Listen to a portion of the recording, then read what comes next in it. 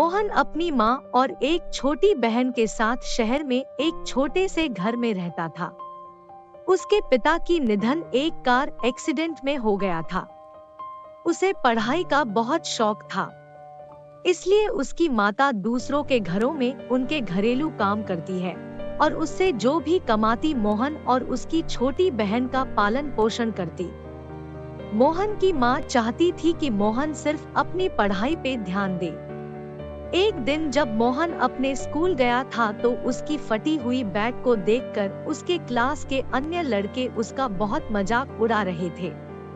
मोहन जानता था कि उसकी माँ की आर्थिक स्थिति सही नहीं है कि वह उसको एक नया बैग दिला पाए।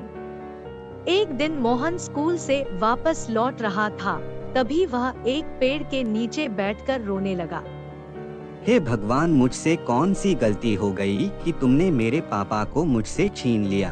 अगर आज वह होते तो मुझे बैग जरूर दिला देते। तभी उसकी नजर उस पेड़ के पास झाड़ियों पर पड़ी। वहां से बहुत तेजी से चमक आ रही थी। मोहन वहां तुरंत गया और वहां देखा कि किसी का बैग वहां पर रखा था।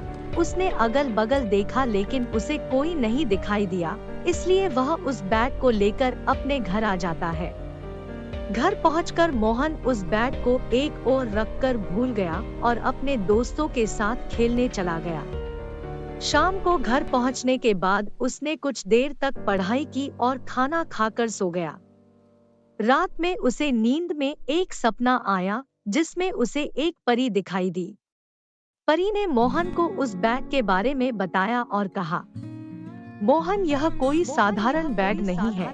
तुम कागज पर जिस भी वस्तु का नाम लिखकर इस बैग में डालोगे वह वस्तु वास्तव में प्रकट हो जाएगा और जब तक तुम इस बैग का इस्तेमाल दूसरों की भलाई के लिए करोगे तब तक यह तुम्हारे साथ रहेगा और जिस दिन तुमने इसका इस्तेमाल अपने स्वार्थ के लिए किया यह गायब हो जाएगा। इतना कहते ही वह परी मोहन के सपने से गायब हो गई और मोहन की नींद खुल गई। मोहन भागते हुए उस बैग के पास गया और तुरंत एक कागज पर बॉल लिखकर उसमें डाल दिया।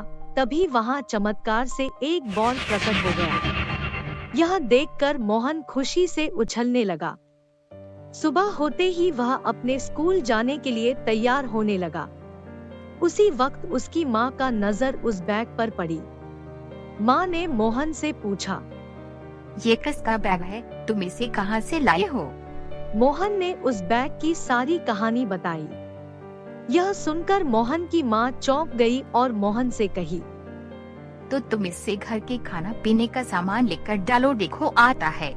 ऐसा ही हुआ। मोहन ने जैसे ही कागज पर घर के खाने पीने का सामान लिखकर डाला उसका घर अनाज से भर गया। इतने में मोहन का दोस्त चिंटू उसके घर उसे स्कूल के लिए बुलाने आ गया। मोहन, आज स्कूल नहीं चलना? अरे आता हूँ। इतना कहकर मोहन ने वह नया बैग उठाया और स्कूल के लिए निकल पड़ा। स्कूल जाते हुए रास्ते में मोहन ने जादुई बैग के बारे में अपने दोस्त चिंटू को बताया, पर चिंटू ने उसकी बात मानने से इनकार कर दिया। उसको लगा कि मोहन मजाक कर रहा है।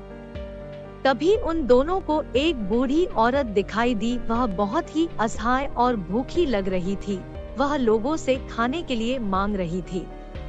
दोनों को उस पर दया आ रही थी। इस बेचारी औरत की हालत इतनी खराब है, लगता है यह कई दिनों की भूखी है। हाँ, मुझे भी इस पर बहुत दया आ रही है। हमें इसके लिए कुछ करना चाहिए।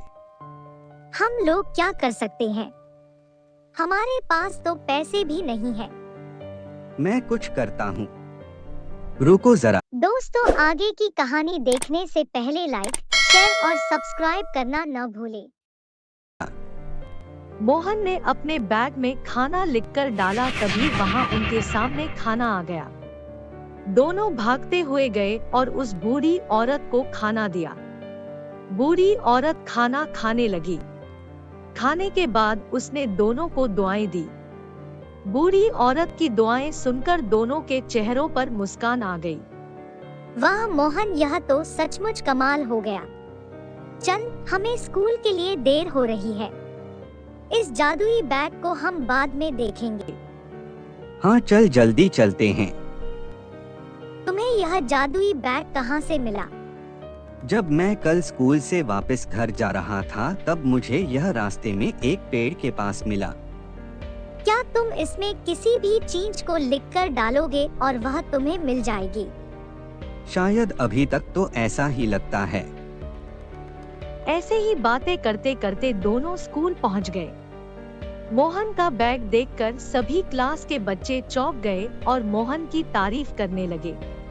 अरे आज मोहन कितना अच्छा बैग लेकर आया है। सॉरी मोहन, हम तुम्हारा मजाक उड़ाते थे, हमें माफ कर दो।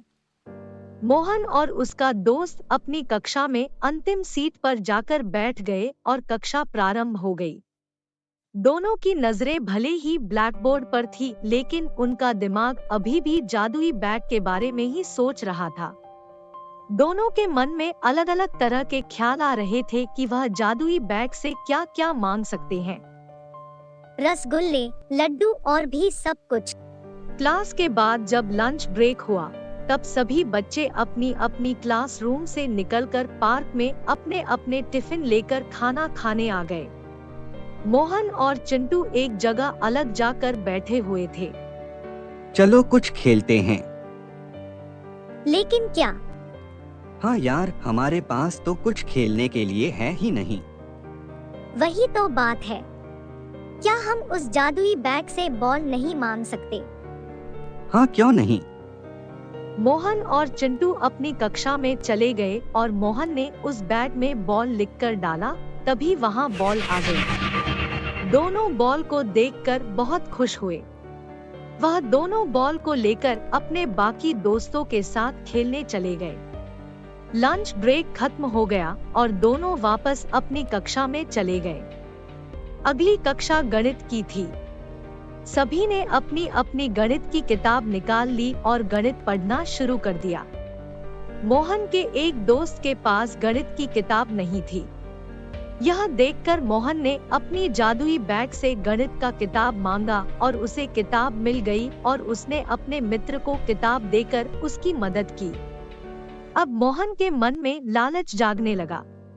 कुछ देर बाद स्कूल की छुट्टी हुई और सभी बच्चे अपने अपने घर के लिए निकल पड़े। मोहन और चिंटू भी अपने घर के लिए निकल गए। क्या हम अपने लिए जादुई बैग से साइकिल मांग सकते हैं? पर क्या यह सही रहेगा? तुम्हें यह जादुई बैग तो दूसरों की सहायता के लिए मिला था ना? अब मैं दूसरों की मदद करते करते थक गया हूँ। यार मैं इसको अपने लिए इस्तेमाल करूँगा। इतना कहकर मोहन ने जादुई बैग में साइकिल लिखकर डाल दिया। तभी उन दोनों के सामने साइकिल आ गई। यह देखकर दोनों बहुत खुश हुए। मोहन और चिंटू उस साइकिल पर बैठकर बहुत खुश थे। दोनों जैसे ही घर पहुंचते और साइकिल से उतरे तो देखते ही देखते साइकिल गायब हो गई। दोनों यह देखकर हैरान हो गए। यह क्या हुआ? मुझे भी कुछ समझ में नहीं आ रहा। एक काम करो, जादुई बैग से फिर से साइकिल मांग लो। मोहन ने उस जादुई बैग में साइकिल लिखकर डाल दिया, लेकिन वहां साइकिल नहीं आई। मोहन ने दोबारा प्रयास किया। चिंटू कहता है, कुछ और लिखकर डालो, देखो देता है। मोहन ने बहुत कुछ लिखकर उसमें डाला, लेकिन अब उस बैग की जादुई शक्ति समाप्त हो चुकी थी। मोहन को समझ में आ गया कि ऐसा क्यों हुआ। उसे अपनी गलती का एहसास हुआ। हमें जादुई बैग से मस्ती मजाक और अपना काम नहीं कराना चाहिए था। यह जादुई बैग केवल दूसरों की भलाई के लिए ही बनाया गया था। मोहन ने अपनी माँ को सारी बात बताई। मोहन की माँ ने कहा, तुम लोगों के साथ सच्चाई और भलाई का काम करो, इसलिए उस परी ने तुम्हें चुना था। चूँकि मोहन को अपनी गलती का एहसास हो गया था, इसलिए कुछ दिनों बाद फिर दोबारा वह परी मोहन के सपने में आती है और बैग की शक्ति वापस देती है और कहती है कि तुम इस बैग की शक्ति का प्रयोग केवल असहाय और गरीब लोगों की भलाई के लिए ही कर सकते हो। अगर दोबारा यह गलती किए तो यह बैग भी गायब हो जाएगा। अब मोहन और उसका परिवार खुशी रहते हैं और केवल जरूरत पड़ने पर ही जरूरतमंदों के लिए उस बैग से कुछ मांगते हैं। अगर आपको कहानी पसंद आई तो लाइक और सब्सक्राइब जरूर करें।